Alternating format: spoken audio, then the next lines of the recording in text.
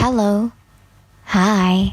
Kali ini aku bakal bahas materi tentang permintaan dan penawaran yang kamu butuh banget untuk persiapan UTBK bagi kelas 12 dan persiapan ujian sekolah bagi kelas 10. Nanti kalau ada pertanyaan, kalian bisa tulis di kolom komentar ya. Nah, untuk materi permintaan dan penawaran ini, aku bakal bahas satu persatu. Jadi kita bahas dulu tentang permintaan, setelah itu bakal kita bahas tentang penawaran. Oke, kita mulai dengan memahami definisi sederhana tentang permintaan. Permintaan apa sih? Permintaan itu adalah jumlah barang yang dibeli oleh konsumen pada harga tertentu. Jadi, di sini ada dua variabel yang harus kamu ingat, yaitu jumlah yang diminta dan harga barang. Terus, kenapa dua variabel ini penting banget buat kamu ingat? Karena ini adalah salah satu pertanyaan yang pernah muncul dalam UTBK. Oke, setelah kita bahas tentang definisi sederhana apa itu permintaan dan variabel penting yang harus kamu ingat tentang permintaan itu apa, nah sekarang kita lanjutin ke materi berikutnya, yaitu faktor-faktor apa saja sih yang mempengaruhi permintaan yang dilakukan oleh konsumen di pasar. Faktor pertama yang mempengaruhi permintaan adalah harga barang bersangkutan. Faktor berikutnya adalah harga barang substitusinya, terus harga barang komplementernya, serta pendapatan, selera, jumlah penduduk, dan perkiraan harga di masa mendatang. Nah, itu adalah faktor-faktor yang mempengaruhi aktivitas permintaan yang dilakukan oleh konsumen di pasar. Nah, bagaimana masing-masing faktor ini mempengaruhi permintaan bakal kita bahas nanti dalam pembahasan tentang pergeseran kurva permintaan. Sebelum ke sana, kita pahami dulu hukum permintaan. Hukum ini memperlihatkan hubungan dua variabel, yaitu harga atau price, biasanya dilambangkan dengan huruf P, dan jumlah yang diminta atau quantity, biasanya dilambangkan dengan QD. Bunyi hukum permintaan itu adalah saat harga naik, jumlah yang diminta akan turun, dan sebaliknya saat harga turun, jumlah yang diminta akan naik. Dengan asumsi ceteris paribus. Asumsi ini dipakai untuk menyederhanakan formulasi dan deskripsi dari hukum permintaan. Maksudnya apa sih? Kamu ingat ya, bahwa faktor-faktor yang mempengaruhi permintaan itu ada banyak, ada beberapa. Nah, hukum permintaan ini hanya melihat satu faktor saja yang berubah, yaitu harga barang itu sendiri. Sementara faktor lain dianggap tetap. Atau sederhananya, hukum permintaan ini hanya berlaku pada saat yang berubah itu adalah harga barang itu sendiri. Sementara faktor-faktor lain yang mempengaruhi permintaan tidak mengalami perubahan atau dianggap tetap. Nah, kita udah bahas definisi permintaan, faktor yang mempengaruhi permintaan, serta hukum permintaan. Nah, sekarang yuk kita lihat soal-soal yang mungkin muncul untuk materi-materi barusan itu apa aja sih? Pertama, hukum permintaan. Di sini, kamu ingat ya, ada dua variabel yang dihubungkan oleh hukum permintaan, yaitu harga barang dan jumlah yang diminta. Jadi, kalau kamu ditanya, hukum permintaan itu apa? Pilihlah jawaban yang mengandung dua variabel secara eksplisit. Misalnya, pilihan jawaban yang tersedia adalah A, jika harga naik, maka permintaan turun. B, jika harga naik, maka jumlah yang diminta turun. Maka jawaban yang harus kamu pilih adalah B. Yang kedua adalah pertanyaan mengenai faktor-faktor yang mempengaruhi permintaan. Untuk materi ini, salah satu bentuk soal yang mungkin muncul adalah kamu diminta untuk menentukan mana dari pilihan jawaban yang disediakan yang merupakan faktor-faktor yang mempengaruhi permintaan. Jadi, kamu harus hafalin ya faktor-faktor itu. Oke, kita lanjutin materinya ya. Sekarang kita bahas kurva permintaan. Kurva permintaan ini memiliki sumbu vertikal yang melambangkan harga atau P dan sumbu horizontal yang melambangkan jumlah atau QD. Bentuk kurva permintaan ini turun dari kiri atas ke kanan bawah. Biasa disebut memiliki slope negatif atau kemiringan negatif. Nah, ini penting bahwa kurva permintaan ini bisa bergerak dan bisa bergeser. Yuk kita bahas satu persatu. Dalam materi pergerakan dan pergeseran kurva permintaan, yang penting kamu ingat adalah faktor-faktor apa saja sih yang mempengaruhi permintaan, seperti materi yang udah kita bahas tadi. Karena pergerakan dan pergeseran kurva ini nanti akan dipengaruhi oleh faktor-faktor tersebut. Kita bahas dulu pergerakan kurva permintaan. Pergerakan kurva permintaan berarti terjadi perpindahan titik pada sebuah kurva. Misalnya, titik A pada gambar pindah ke titik B atau sebaliknya. Titik B pindah ke titik A. Itu disebut bergerak. Dan penyebab pergerakan kurva adalah perubahan harga barang itu sendiri. Kita ambil contoh, misalnya permintaan pizza. Kurva permintaan pizza akan bergerak jika terjadi perubahan harga pizza. Dan hanya karena faktor itu. Ingat kan, tadi faktor yang mempengaruhi permintaan ada banyak. Dan yang akan membuat kurva permintaan bergerak hanya satu, yaitu perubahan harga barang itu sendiri. Terus, kalau bergeser atau pergeseran kurva permintaan berarti terjadi perpindahan kurva. Seperti pada gambar, kurva 1 pindah ke posisi kurva 1A atau pindah ke posisi kurva 1B. Pergeseran ini disebabkan oleh faktor-faktor selain harga barang itu sendiri. Dan pergeseran kurva permintaan akan terjadi kedua arah, yaitu ke kanan yang berarti permintaan bertambah atau ke kiri yang berarti permintaan berkurang. Sekarang kita lihat satu persatu bagaimana faktor-faktor yang mempengaruhi permintaan akan menggeser kurva permintaan tersebut. Yang pertama adalah bagaimana barang substitusi bisa menggeser kurva permintaan. Barang substitusi apa ya? Nah, kita ingat kembali yuk, barang substitusi adalah barang pengganti atau barang yang bersifat saling menggantikan. Nah, kita misalkan permintaan terhadap pesawat maskapai A dan maskapai B. Jadi yang kita bandingkan hanya harga tiket pesawat di dua maskapai ini aja ya. Nah, di sini kedua maskapai ini bersifat substitusi atau saling menggantikan. Dengan mengasumsikan bahwa yang berubah hanya harga salah satu maskapai saja, maka saat harga pesawat maskapai A mengalami penurunan, maka kurva permintaan untuk pesawat maskapai B akan bergeser ke kanan. Kenapa? Karena harga tiket pesawat B akan jadi lebih murah. Jadi, harga tiket pesawat maskapai A akan menggeser kurva permintaan pesawat maskapai B. Jadi di sini yang kita sorot adalah bagaimana perubahan harga tiket pesawat di maskapai A bisa menggeser kurva permintaan pesawat di maskapai B. Nah, itulah bagaimana cara barang substitusi itu bisa menggeser kurva permintaan ke kiri atau ke kanan. Faktor berikutnya yang akan menggeser kurva permintaan adalah harga barang komplementer. Ingat ya, barang komplementer adalah barang-barang yang bersifat saling melengkapi. Kita misalkan handphone dan produk-produk operator seluler. Jika harga handphone secara umum meningkat, maka permintaan handphone secara umum akan menurun.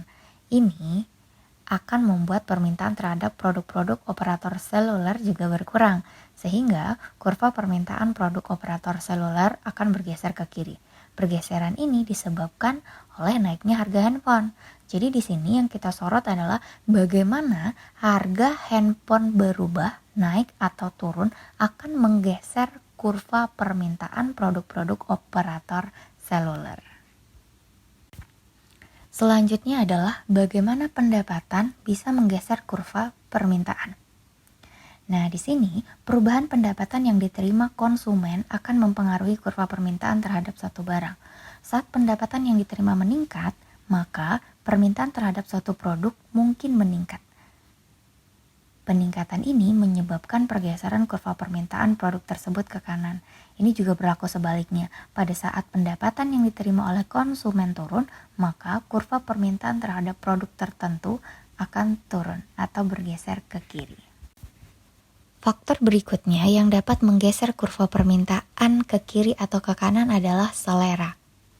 Nah, saat sebuah produk sedang viral, maka banyak konsumen akan tertarik terhadap produk tersebut. Ini berarti selera konsumen terhadap produk itu lagi meningkat. Hal ini akan menggeser kurva permintaan produk tersebut ke kanan. Ini juga berlaku sebaliknya ya, bisa bergeser ke kiri kalau produknya udah nggak viral lagi. Berikutnya adalah jumlah penduduk. Perubahan jumlah penduduk akan mempengaruhi permintaan. Peningkatan jumlah penduduk di suatu tempat akan menggeser kurva permintaan produk-produk yang ada di daerah tersebut ke kanan. Begitu juga sebaliknya. Kalau berkurang jumlah penduduk di daerah tersebut, maka permintaan terhadap produk-produk di daerah tersebut juga akan bergeser ke kiri atau berkurang. Terus sekarang bagaimana faktor perkiraan harga di masa yang akan datang akan menggeser kurva permintaan suatu barang? Prediksi perubahan harga di masa depan juga mempengaruhi permintaan suatu barang. Jika harga diprediksi turun di masa depan, maka konsumen akan memilih belanja nanti dan menyebabkan kurva permintaan barang tersebut bergeser ke kiri untuk permintaan sekarang karena dia belinya nanti. Nah, kita udah bahas semua materi penting tentang permintaan. Kita lanjutin ke materi penawaran ya. Kita mulai dengan memahami definisi sederhana tentang penawaran. Secara sederhana, penawaran adalah jumlah barang yang ingin dijual produsen pada harga tertentu. Terus sekarang yuk kita lihat faktor apa saja yang mempengaruhi penawaran. Ini penting diingat ya. Yang pertama, faktor yang mempengaruhi penawaran itu adalah harga barang itu sendiri. Yang kedua, harga barang substitusi. Yang ketiga, barang komplementer. Yang keempat, harga faktor produksi. Yang kelima, biaya produksi. Terus teknologi produksi, jumlah pedagang, serta kebijakan pemerintah. Di sini kebijakan pemerintahnya ada dua ya, ada subsidi dan pajak. Nah, bagaimana masing-masing faktor ini mempengaruhi penawaran bakal kita bahas nanti ya dalam pembahasan mengenai pergeseran kurva penawaran. Sebelum ke sana, kita pahami dulu hukum penawaran. Hukum ini memperlihatkan hubungan dua variabel, yaitu harga atau price biasanya dilambangkan dengan huruf P dan jumlah yang ditawarkan atau quantity of supply biasanya dilambangkan dengan QS. Bunyi hukum penawaran itu adalah saat harga naik, jumlah yang ditawarkan juga naik. Dan saat harga turun, jumlah yang ditawarkan juga turun. Dengan asumsi ceteris paribus. Asumsi ini dipakai untuk menyederhanakan formulasi dan deskripsi dari hukum penawaran. Maksudnya, kamu ingat kembali bahwa faktor yang mempengaruhi penawaran ada banyak. Nah, hukum penawaran hanya melihat satu faktor saja yang berubah, yaitu harga barang itu sendiri. Sementara faktor lain dianggap tetap atau secara sederhana, hukum penawaran hanya akan berlaku jika yang berubah hanya harga barang itu sendiri saja. Tadi kita udah bahas definisi, faktor yang mempengaruhi, serta hukum penawaran. Dari materi-materi ini, soal UTBK yang mungkin muncul adalah yang pertama itu mengenai hukum penawaran. Di sini, kamu ingat ya, ada dua variabel yang dihubungkan oleh hukum penawaran, yaitu harga barang dan jumlah yang ditawarkan. Jadi, kalau kamu ditanya hukum penawaran itu apa, pilihlah jawaban yang mengandung dua variabel ini secara eksplisit. Misalnya, pilihan jawaban yang tersedia adalah A. Jika harga naik, maka penawaran naik. B. Jika harga naik, maka jumlah yang ditawarkan naik. Maka jawaban yang harus kamu pilih adalah B. Yang kedua adalah pertanyaan mengenai faktor-faktor yang mempengaruhi penawaran. Untuk ini, salah satu bentuk soal yang mungkin muncul adalah kamu diminta menentukan atau menyebutkan mana dari pilihan jawaban yang disediakan yang merupakan faktor-faktor yang mempengaruhi penawaran. Jadi kamu harus hafalin ya faktor-faktor apa aja yang mempengaruhi penawaran. Oke, kita lanjut materi ya.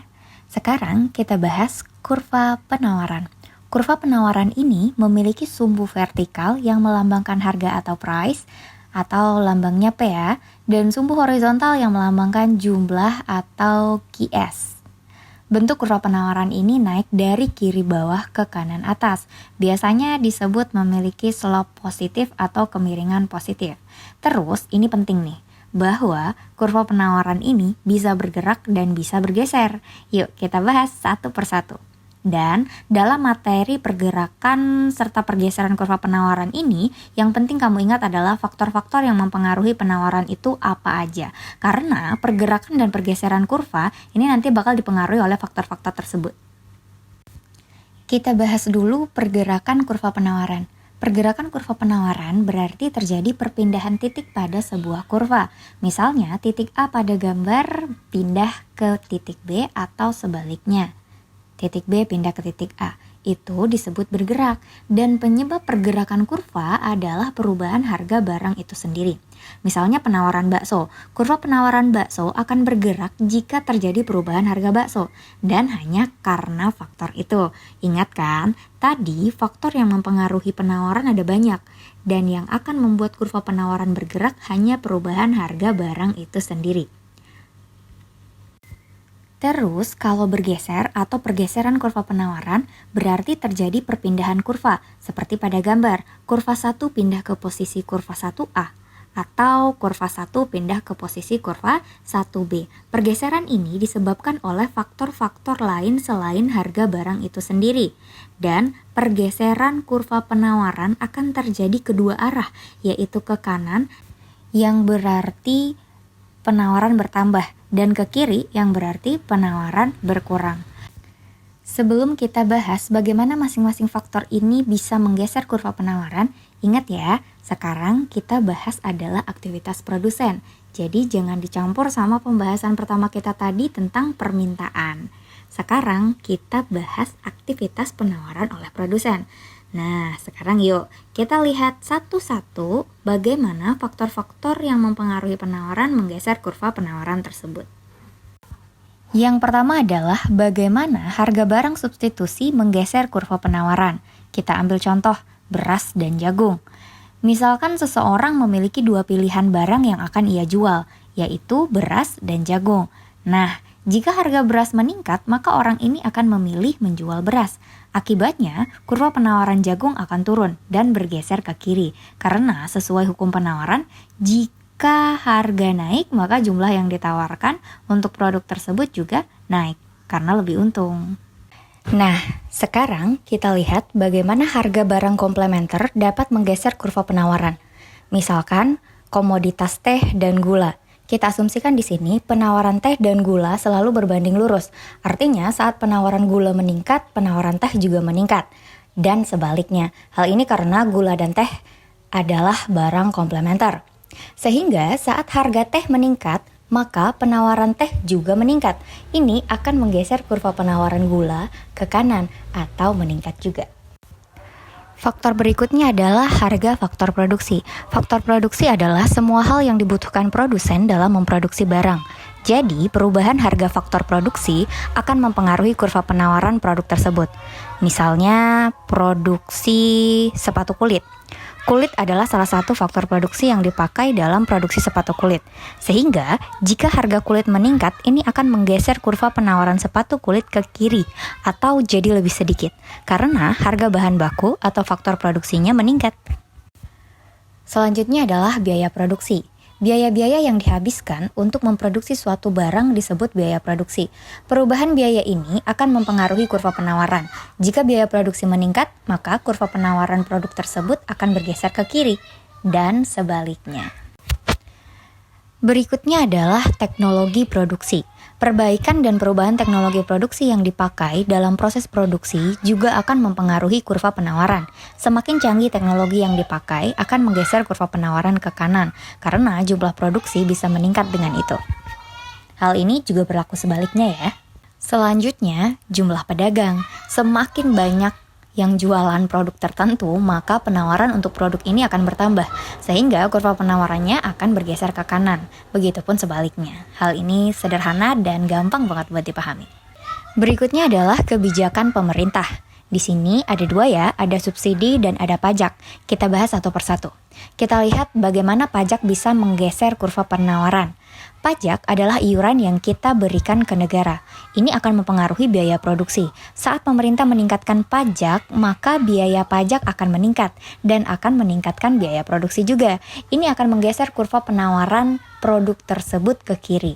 Karena biaya meningkat, jadi jumlah yang bisa kita produksi tentu lebih sedikit.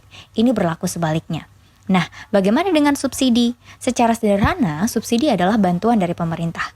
Maka, saat pemerintah meningkatkan subsidi, ini akan menggeser kurva penawaran suatu produk ke kanan. Begitupun sebaliknya. Jadi, kita udah bahas materi permintaan dan penawaran. Sekarang, yuk kita rangkum tadi udah belajar apa aja. Yang pertama, permintaan.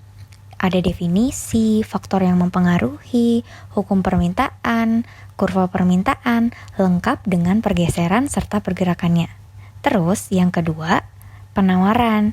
Kita udah bahas definisi, faktor yang mempengaruhi, hukum penawaran, dan kurvanya juga. Lengkap dengan pergeseran dan pergerakannya.